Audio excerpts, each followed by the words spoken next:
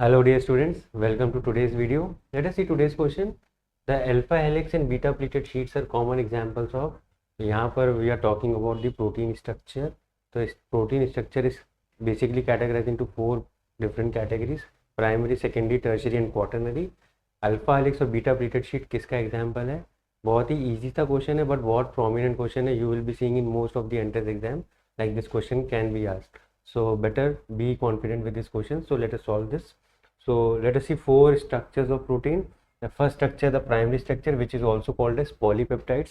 हम amino acids को बस लिंक करना शुरू करते हैं पेप्टाइड बॉन्ड्स के through. This is called as primary structure.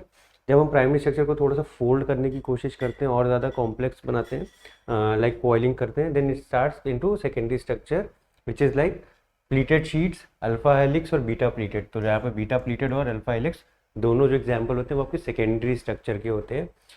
Then we get into tertiary structure. In tertiary structure हम लोग क्या करते हैं, हम और ज़्यादा सुपर कॉइलिंग करना शुरू करते हैं अपने बीटा शीट्स की या अल्फा हेलिक्स की. We do a lot of super coiling जिसकी वजह से टर्शियरी स्ट्रक्चर मिलता है.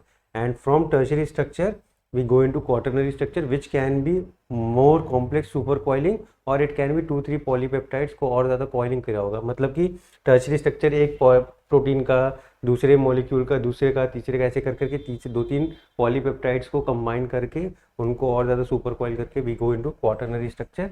और जो प्रोटीन की एक्टिविटी होती है that is because of it super coiling, और ये क्वाटरनरी स्ट्रक्चर या फिर टर्शियरी स्ट्रक्चर की वजह से होती है.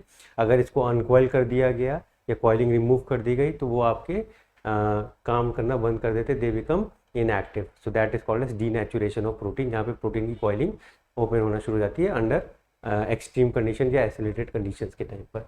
सो coming back to the question, for this question our secondary protein structure will be the right answer for this question.